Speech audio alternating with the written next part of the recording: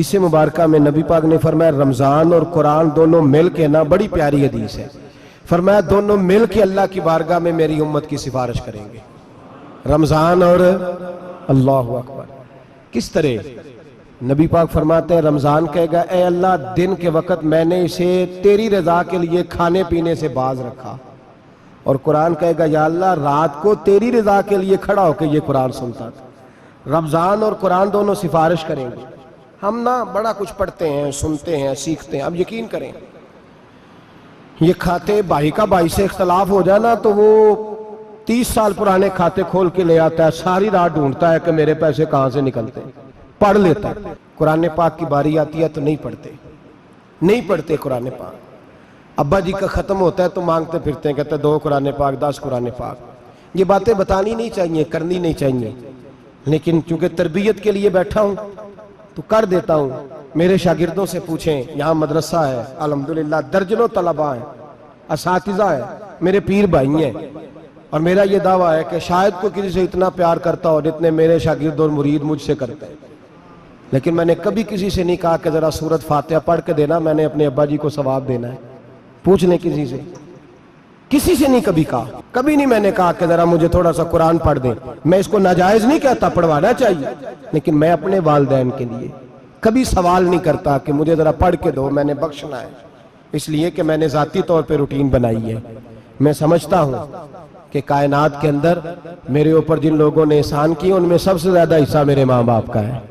میں سمجھتا ہوں اس بات، کتنا نالائق ہوں میں کہ میں 1 مہینے میں ایک قرآن پاک بھی پڑھ کے ان کی روح کو احسال نہیں کر سکتا۔ میرا یہ طریقہ ہے ذاتی، میں قدغن نہیں لگاتا، میرا ذاتی طریقہ یہ، الحمد سے شروع کرو اور 2 سورتیں چھوڑ کے قرآن پاک ختم کر دو آخری، اور پھر فلق اور ناس سورتیں ساتھ لے جاؤ۔ یہاں بیٹھ کے سالے ثواب نہیں کرنا، ختم نہیں دلانا، ساتھ لے جاؤ، قبر پہ کھڑے ہو جاؤ اور فلق اور ناس سورتیں قبر پہ بیٹھ کے تلاوت کرو، اور جو قرآن مجید پڑھا ہے ان کی روح کو وہاں احسال کرو۔ او بھائی، اولاد جب ماں باپ کے لیے پڑھتی ہے تو اسے کہنا نہیں پڑتا اللہ بخش دے، اس لیے کہ اولاد کی نیکیاں خود بخود ماں باپ کے کھاتے میں جمع ہوتی ہیں، خود نیکیاں جمع ہوتی ہیں۔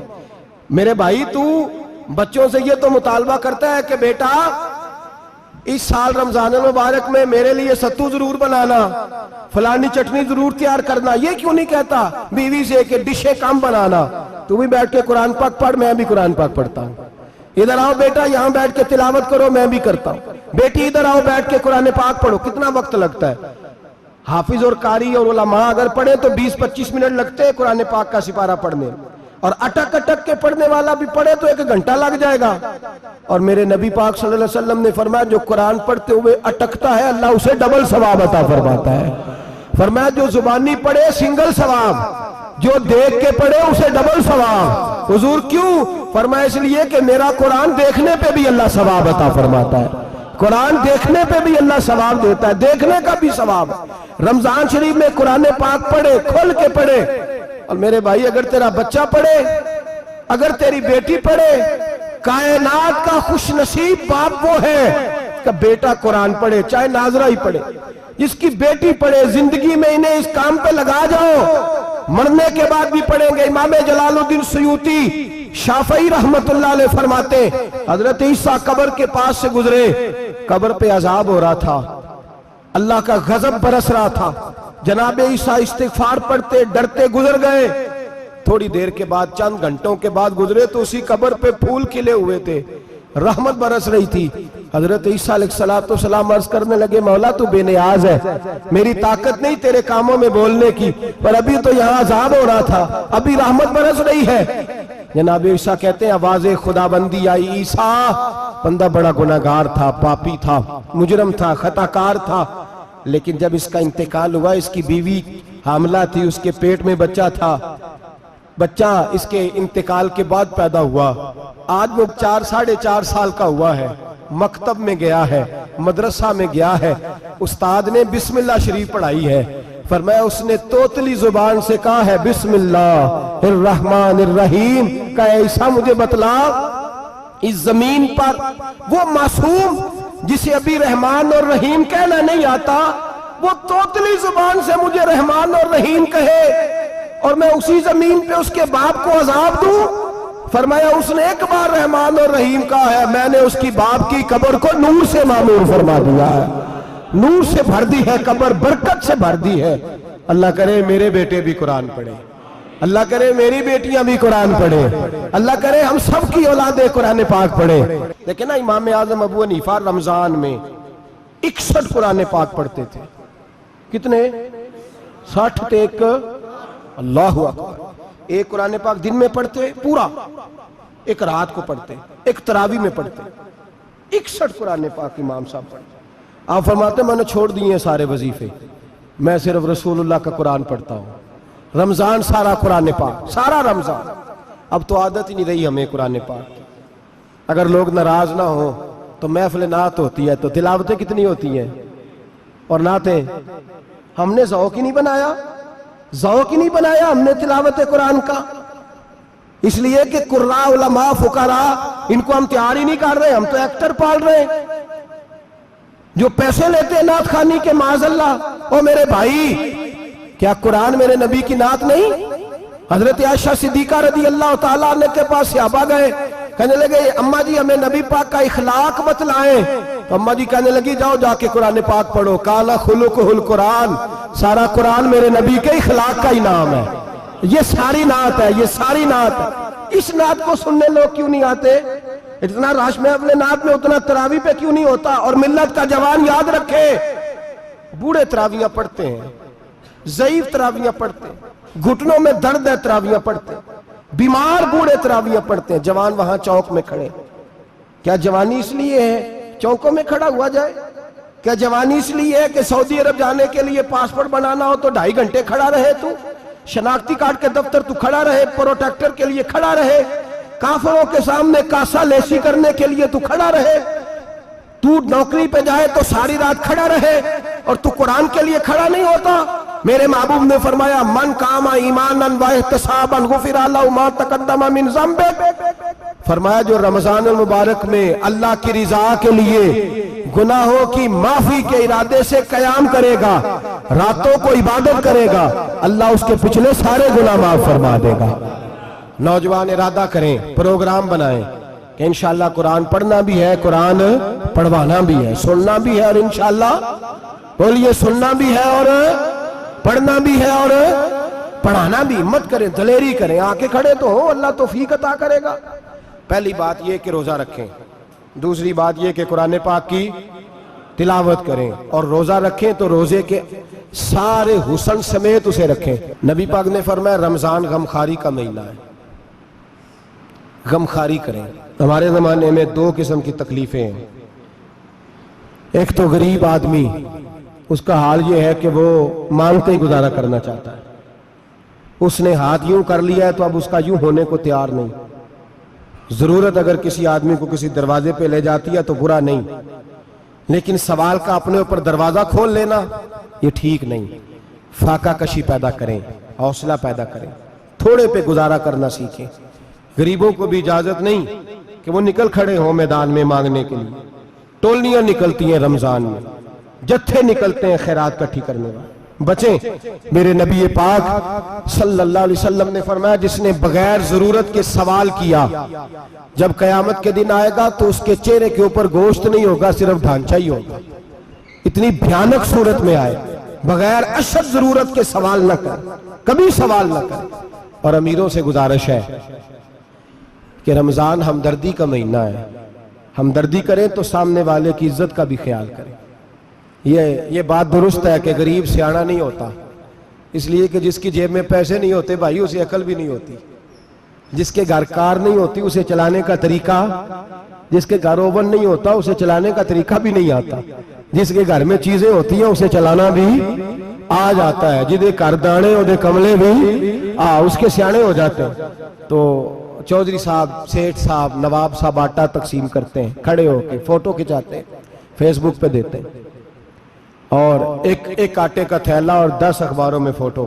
اللہ سے ڈریں، رمضان ہمدردی کا مہینہ، ہمدردی کا۔ غریب کو دیں تو اس کی عزت کو رسوا نہ کریں۔ میرے نبی پاک علیہ السلام کے صحابی حضرت عبداللہ ابن عمر رضی اللہ تعالیٰ عنہ ڈھونڈ کے لاتے تھے مسکینوں کو، ڈھونڈ کے اور جب لاتے تھے تو اپنے دسترخوان پر بٹھا کر اپنے ساتھ افطاری کرایا کرتے تھے. اور پھر فرمایا اللہ تعالیٰ نے لن تنالوا البر حتی تنفقوا مما تحبون، اللہ کے راستے میں وہ چیز دینی ہے جو تمہیں زیادہ پیاری ہو. کون سی چیز جو تمہیں؟ میں تھوڑا سا بے باک ہوں، بعض دوستوں کے ساتھ، سب کے ساتھ نہیں. ایک دوست مدرسے میں گھی دینے آئے ایک دفعہ، تو وہ والا گھی دے گئے جو سب سے سستا تھا. تو میں نے کہا مجھے دیانتداری سے بچائے، آپ یہی کھاتے ہیں گھر میں؟ کہنے لگے نہیں.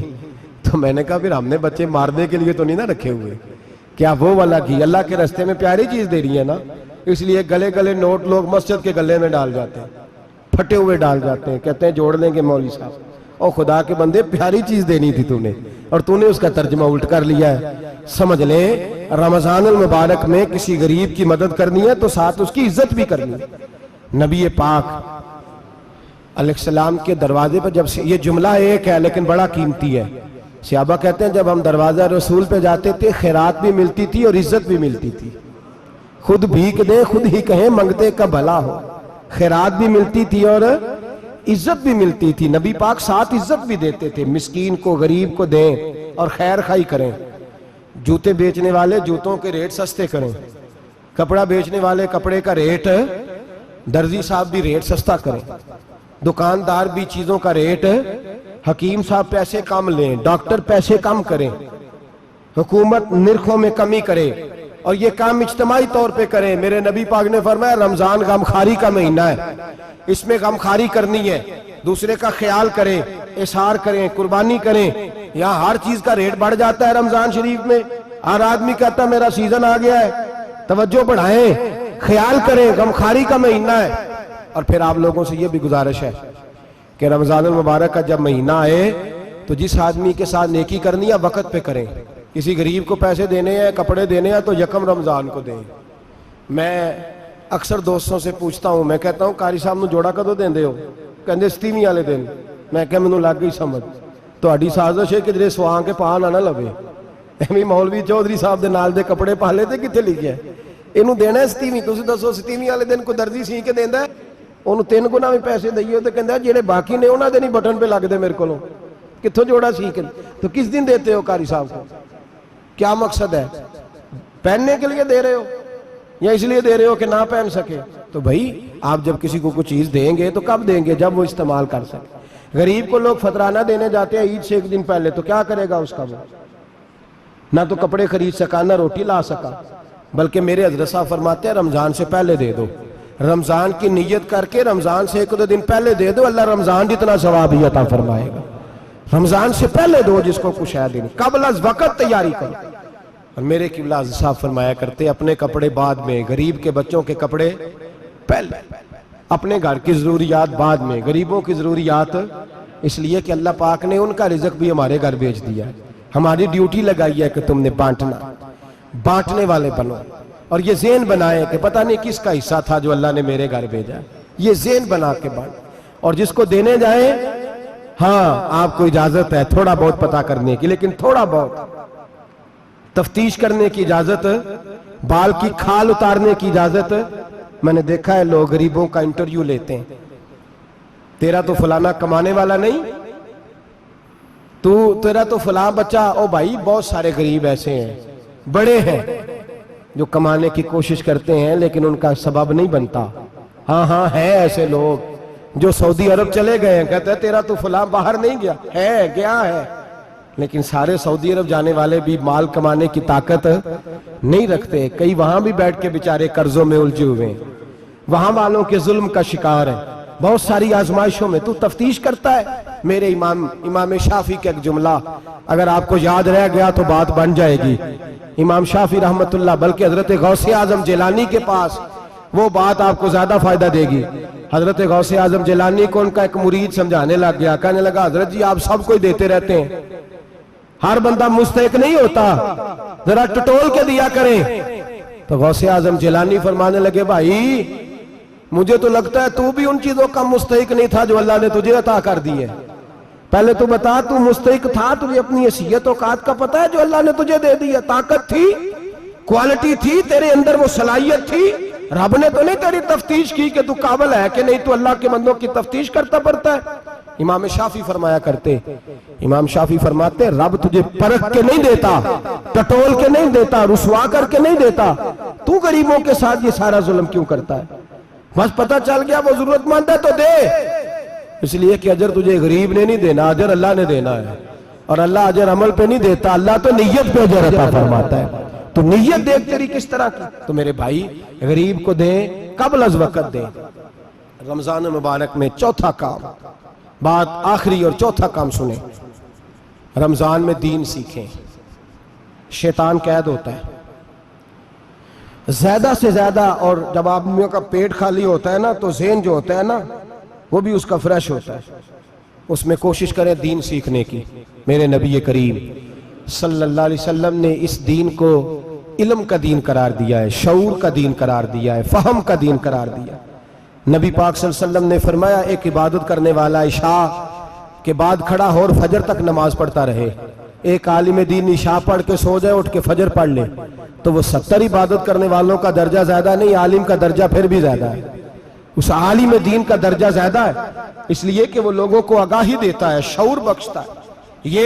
یہ دین جو ہے یہ، اور نبی پاک صلی اللہ علیہ وسلم نے فرمایا عبادت کرنے والے پر عالم کا درجہ اتنا ہی زیادہ ہے جتنا میرا درجہ اپنے غلاموں پر زیادہ ہے۔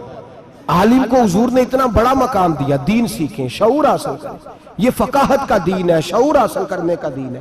اور نبی پاک صلی اللہ علیہ وسلم نے فرمایا دین کی ایک بات سیکھ لینا 1000 نفل پڑھنے سے زیادہ درجہ رکھتی ہے، دین کی ایک بات سیکھ لینا 1000 جنازے میں شرکت سے زیادہ درجہ رکھتی، دین کی ایک بات سیکھ لینا، میرے نبی پاک صلی اللہ تعالیٰ علیہ وسلم ارشاد فرماتے 1000 مریض کی عیادت کرنے سے زیادہ درجہ رکھتی۔